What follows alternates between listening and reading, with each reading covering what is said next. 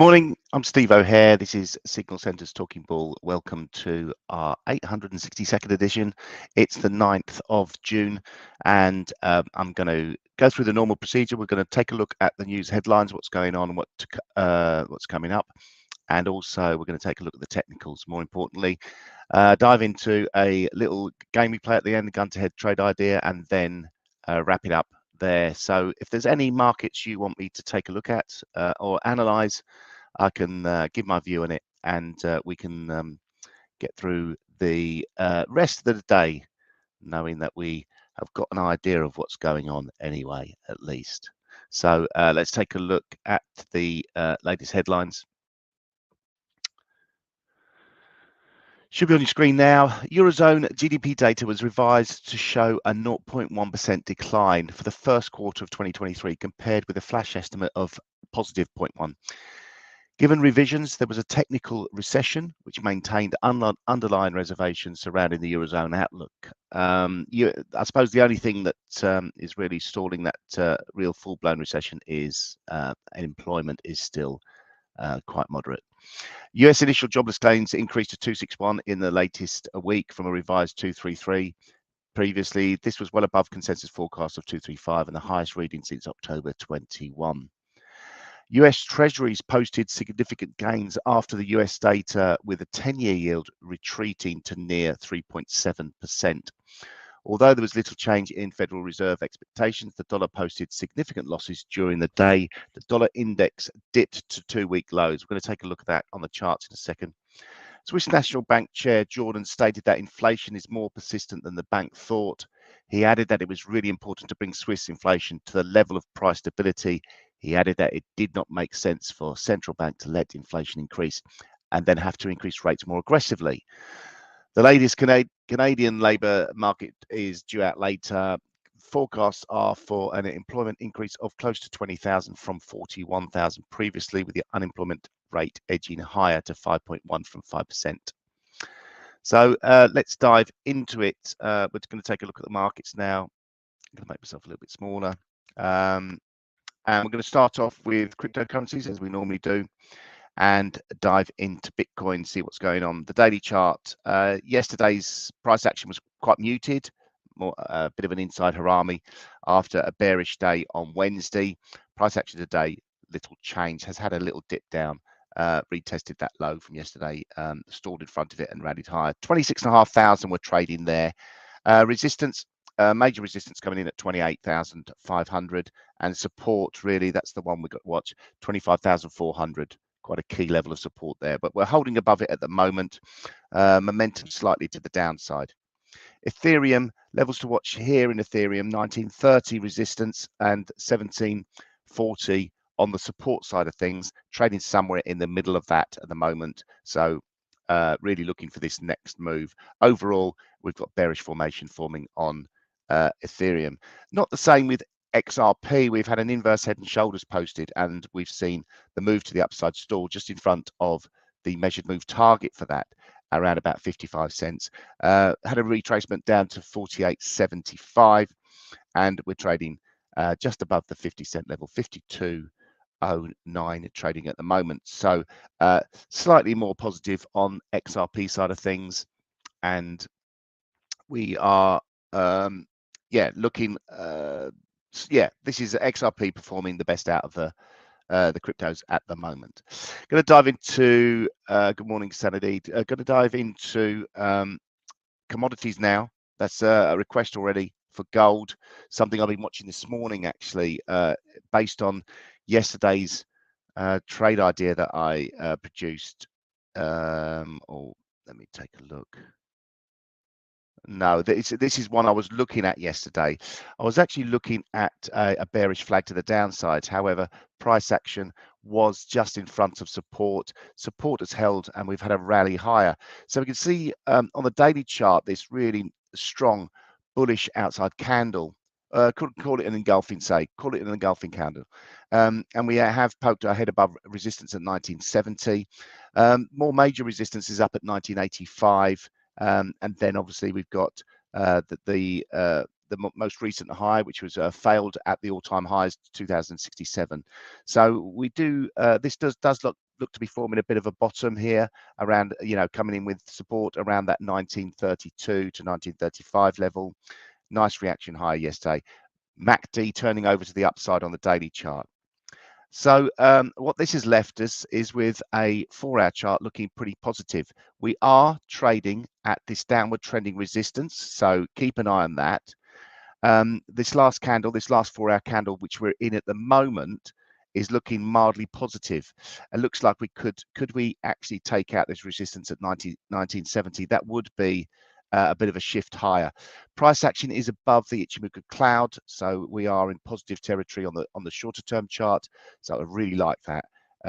So yeah, but is it a case of a little bit of a range bound trade, or is this dollar weakness set to continue? This is one thing I did look at this morning. This dollar, we have broken down below that 4-hour cloud, and it's taken out the previous low from June the 2nd. So we are at decision time. It's decision time early in the day for us. Are we going to get this continuation, bearish flag down?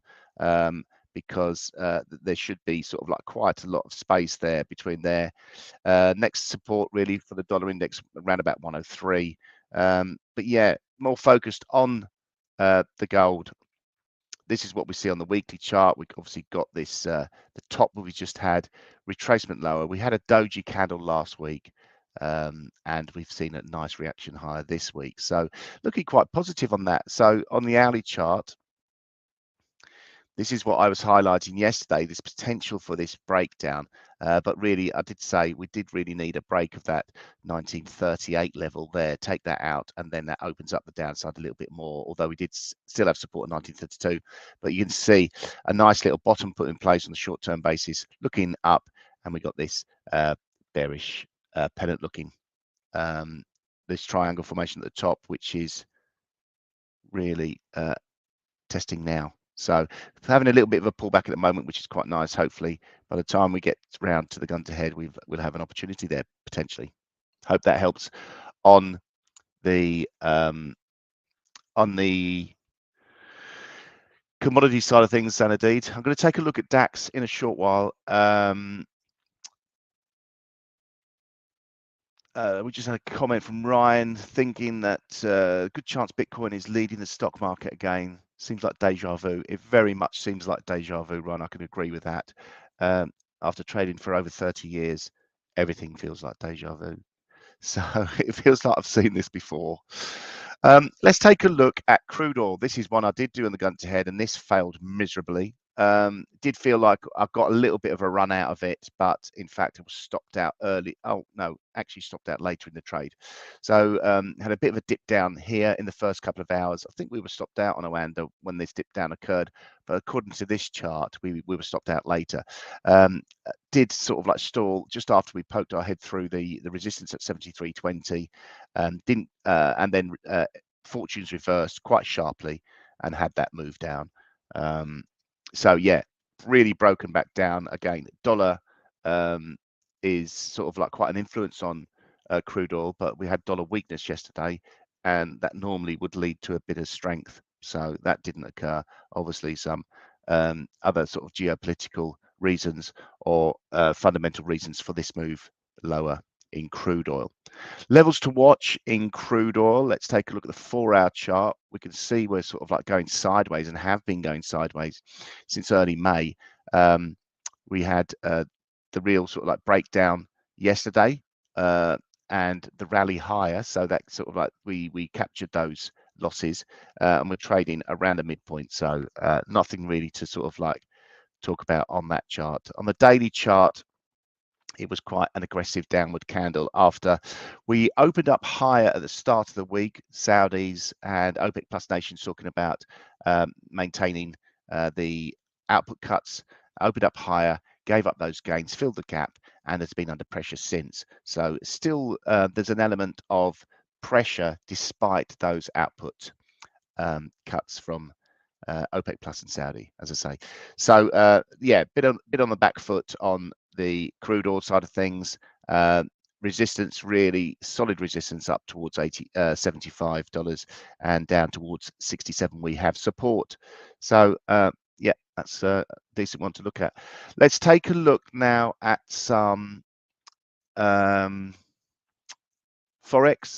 We've taken a look at the dollar, have a little bit of a closer look at the dollar. And we can see this breakdown, this really aggressive candle from yesterday, taking out that support level that we had at 103.38, and trading below it now, having a little bit of a fight back this morning. But it does look, overall, it does look pretty bearish. Again, probably a slight support at 103.46, but if we get below 103.30, it does open up the downside. So bit of a negative picture. Maybe the wrong time of day to be looking at this gun-to-head trade idea. But let's look at the weekly chart. Remind ourselves what's happening on the weekly chart. We got this potential evening doji star formation, and this is playing out really nicely. So further downside, this is signaling in dollar.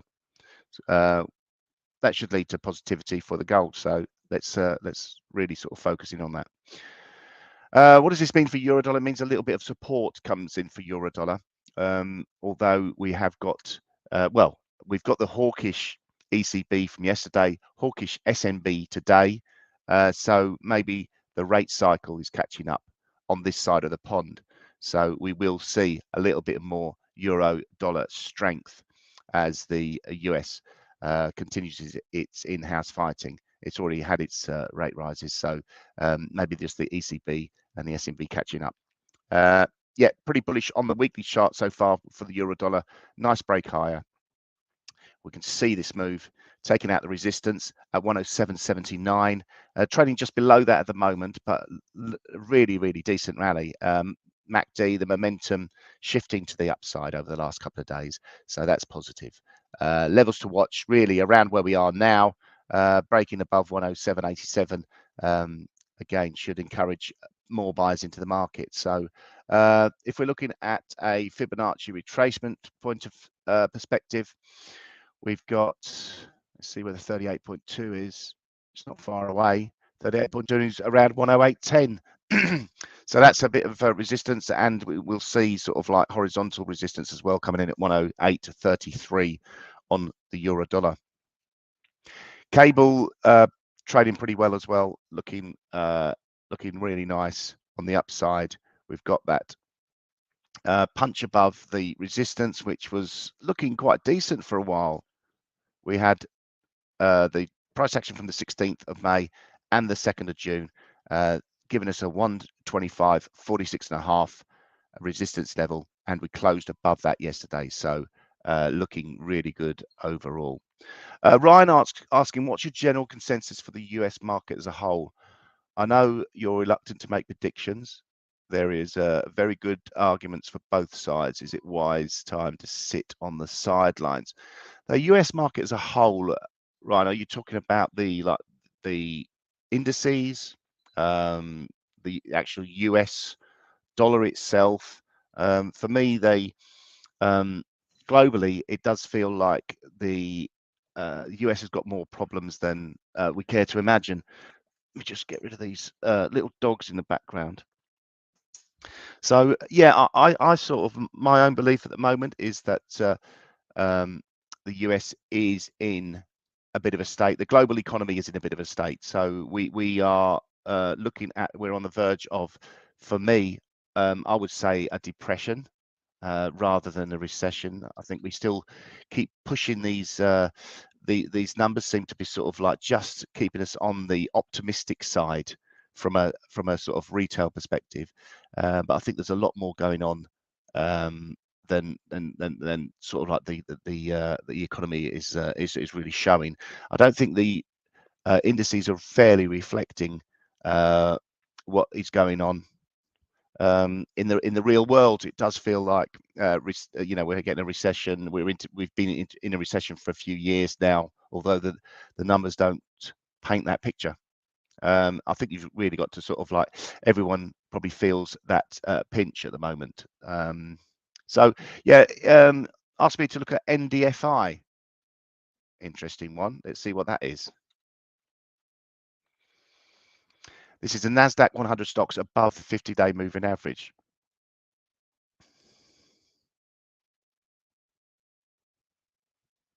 Okay, we could only get this on a daily chart. Can't get the short-term charts on this. Let's take candles off, because sometimes when it is like this, when it's candles with a lot of breaks in between, it gets a little bit harder to read. I like to have the cloud on there as well. So these are Nasdaq stocks above the 50-day moving average, and yeah, I agree that they're looking pretty decent, wouldn't you say? Nasdaq has had a good run of it lately. However, I just don't think that really sort of like paints the picture. I mean, the world's changed in the last few years. It used to be sort of like if you made a lot of profit, you'd be like one of those companies that everyone would want to invest in. Now you don't need to make profit for companies to want to invest, or for people to want to invest in you. It really, for me, doesn't make sense. Everything seems to be based on future earnings. But you know, what guarantees do we have for that as new things come out? Let's take a look and see if we can zoom out on this. Let's take a look maybe at a weekly chart.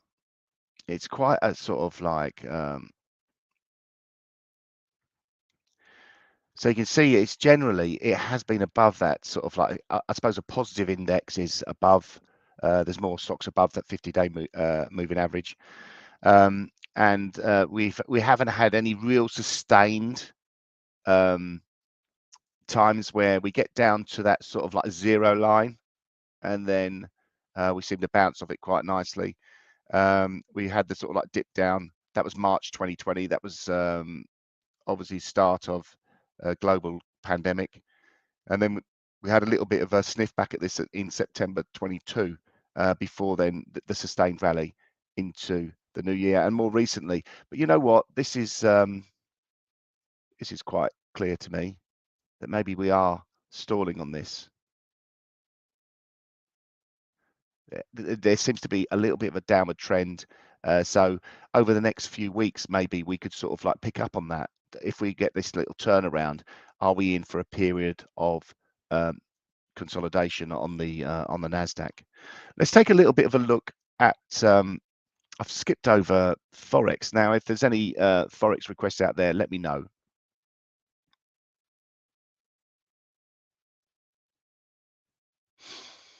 Let's take a look at the Nasdaq itself.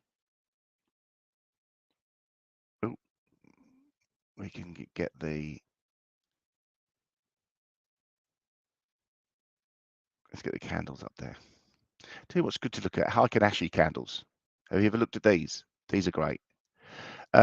These sort of like really try and keep you in the trend. This is like obviously a weekly chart. Let's get rid of that for a minute. Let's get that to the daily, that to the 4-hour, and this to the hourly. So we can just like get back to what I normally look at, so I don't get distracted too much, because it is a little bit of a rabbit hole we can go down into on this. But the Hawkish, let's look at the daily chart for the Hawkish, and we can see really what the Nasdaq has done. Really, let's get the fibs on there as well. We're stalling around. Well, we're stalling around this just above the 61.8% fib. Actually, if we bring it in to there, it's a little bit more realistic. And we can see that sort of like when you are in an upward trend and you're long, it looks pretty good. You get the constant green candles, and it's that this is more of a, rather than a, this is more of a, takes the time element out of the market. And we can see that we sort of have topped out a little bit, and maybe looking a little bit bearish over the last few weeks anyway. And there is potential for maybe a little bit of a topping formation, I think, on the Nasdaq, but it's really hard one to fight against. As I said, it's there seems to be real support here where it doesn't sort of marry up with the real economy. That's my sort of take on it anyway.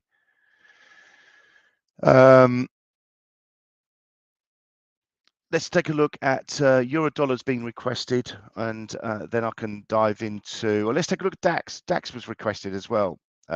We've got a, let's get back on the candles.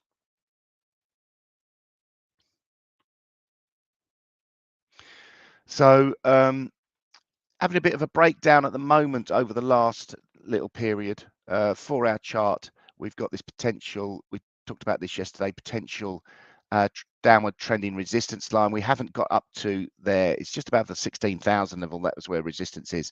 Trading at 15,948.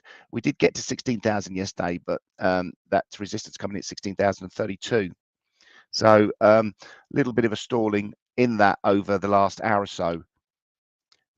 If we look at the daily chart, we've been pretty much sideways for the last week. So really looking at today, maybe are we posting a bit of a lower high? Yes, potentially at the moment. So DAX looking a little bit negative. Let's take a look at the FX, which we did skip over. Hi, Jacobus. How can you follow the link? Just like really, we are on YouTube and we're on a Trading View. We do a lot of we do a morning video, so please join us every morning for this. We are thinking about changing it up a bit, maybe do a shorter videos and do them more regular. So when we have market moves during the day, then we can sort of like jump on it, talk about the market move and see how it's affected the markets. Something interesting we're thinking about. Let us know what your thoughts are. Let us know the thoughts on the timing of this this show that we do in the morning. It's at 8 o'clock UK time, but we're thinking about changing that up as well. So let us know what your thoughts are, because it's always good to support the traders. So yeah, request for, I did show euro dollar. We did have a look at this and we saw that we were actually breaking up. The dollar weakness is having a positive impact on euro dollar. We are trading just below resistance now. We have broken through that resistance, stalled at 107.70, reversed a little bit from there. Sorry, we're trading at 107.70 now, stalled at 107.87. And yeah, so resistance there, just pulling back a bit from there at the moment. But it looks pretty positive to me on euro dollar for today with this dollar weakness sort of pretty entrenched. So that's what we got on there. Let's move on to what's next on our show, the gun to head trade idea. This is the part of the show where normally myself and Joe will pick a trade idea. We'll have a clear stop and target. We have to enter the trade idea live on the show. So, and we've got a live account now with Oanda. We've had it since the start of the year. We haven't done very well in our, well, in my opinion. We're about just under 4% down. We risk 1% of capital per trade. So we have done a lot of trades and we're only 4% down. And, you know, sometimes we have 4-to-1 risk reward, so we can easily get back into the black if we nail one of those. So maybe I'll go for one of those today. The one I'm really watching is this gold. Was really sort of like perked my interest, shall we say, before the show when I was going through, taking a look at things. Still around about that. I've got to get my time frames right, and this, it seems to have sort of like dropped back into. Yeah, so here we are. Yesterday, I took a look at this gold trade idea and I selected a potential. That, I mean, that was like my last decent one in gold. Caught that quite nicely, and that was a 2.17 to 1. Yesterday we had a bit of a breakdown. It looked like we were forming a potential bearish flag, but obviously we'd need to sort of like have that break to confirm it. That's what I was looking at yesterday. Dollar was looking quite strong, looking for a breakup.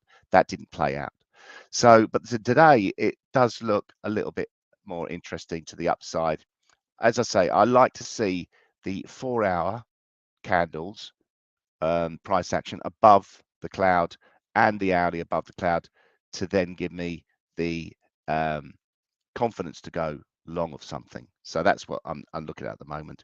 We are having a little bit of a pullback. Maybe this is the opportunity. Are we going to take out this resistance? Now, if you're trading this yourself, you may think, oh, why are you doing it now? It's because we've got a gun to the head. You know, ideally I'd wait for maybe a break of this resistance to confirm and go with the flow above it. However, we can't do that, so we've got to sort of jump in. But again, this isn't a bad risk reward trade. It's like flags and pennants are quite reliable symbols overall. And if you get the risk reward right and maintain sort of like a decent trade management on these sort of things, then I think you can there's good potential. You can make some decent R in it. So this is what I'm thinking. 4-1. I think I mentioned 4-1, which makes me think, right, you should go for a 4-1 trade idea. So that's what it would look like. So I don't think that's not a bad idea. It's like it's getting back up to the highs that we saw on the 2nd of June. So let's go for it. So create a new order. We're going to buy at market, take a profit, loss. And we're trying to risk 1%. Sometimes it's difficult with a small account to risk exactly 1%.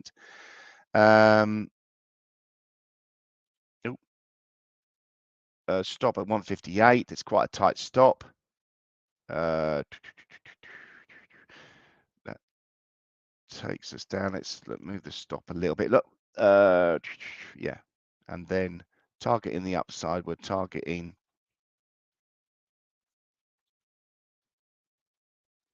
That's giving us a 2.47.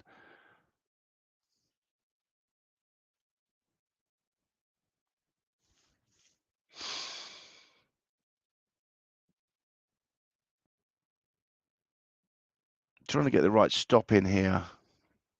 Does feel a bit tight. We're trading 1964. Let's go with this. So let's move the target up to there. That gives us 4-1. Well, roughly actually, because can we move?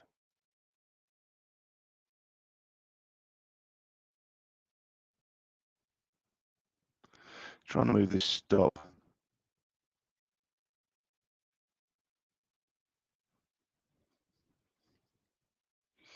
Yeah, pretty tricky to move it. It won't let me move it anyway.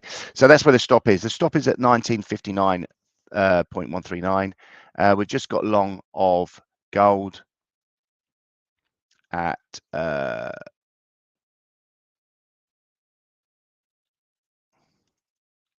there.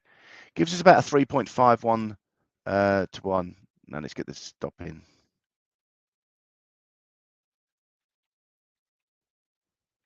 Let's get the exact levels in. Come on, Stevie boy.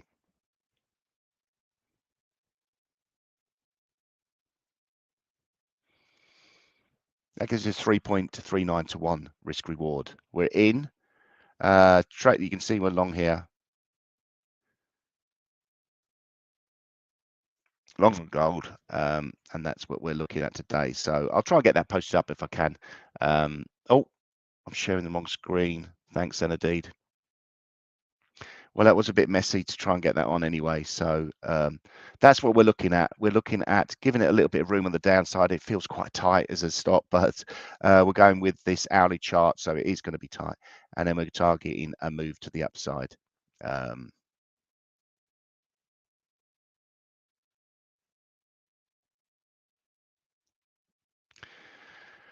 83.72.5. It's around about there. You know what I mean. I'm buying gold. I hope that helps. Jacob is thinking, why am I following him if he can't share the right screen? Anyway, let's move on. What we've got expected the rest of the week, we've got today, Canadian employment report. That'll be a nice one to watch. Next week, we've got UK labour market, US consumer prices. Also got the central bank policy decisions next week, Feds, ECB, and Bank of Japan. So definitely going to be interesting next week when we get into that. So thanks for joining me. I hope hope you found it useful. 30 minutes have gone in a flash, and look forward to catching up again tomorrow. Cheers.